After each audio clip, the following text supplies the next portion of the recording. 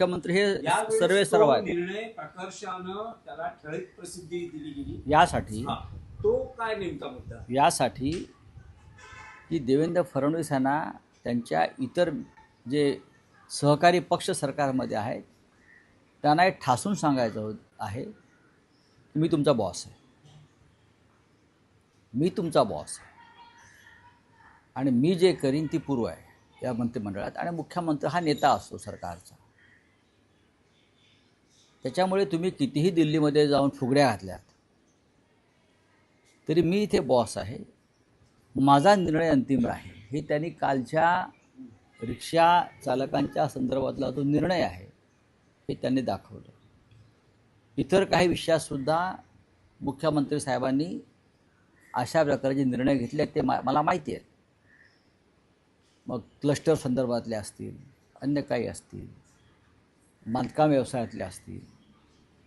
मी boss आहे आणि हे ते यासाठी करतायत निर्णय. त्याने तो यासाठी जास्त जर फोकस आणला, मुख्यमंत्र्यांना जेव्हा दिल्लीत जावं लागेल लवकरच, मुख्यमंत्र्यांना दिल्लीत जावं लागेल राष्ट्रीय राजकारणात, तेव्हा त्यांचा जो माणूस इथे येईल मुख्यमंत्री म्हणून, त्याच्यासाठी केलेली ही व्यवस्था आहे की मुख्यमंत्र्याचं ऐकावं लागेल.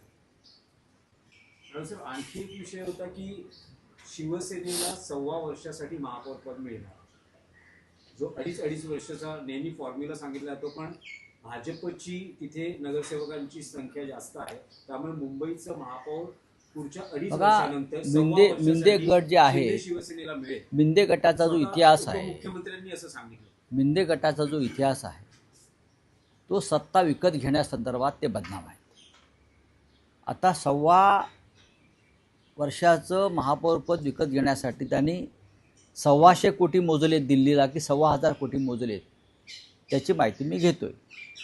त्यांना फुकट काहीच मिळत नाही. आता जो त्यांचा डॉलर आहे तो सगळा विकतचा आहे, तो विकतचा आहे. त्यांना प्रत्येक गोष्टीसाठी पैसे मोजावे लागतात आणि ते पैसे मोजतात. त्यामुळे मुंबईचं महापौरपदसुद्धा किती खोक्यांना ते विकत घेत आहेत दिल्लीतून, याची माहिती येईल लवकरच. असं काय त्याच्यामध्ये काय लपून राहण्यासारखं काही नाही.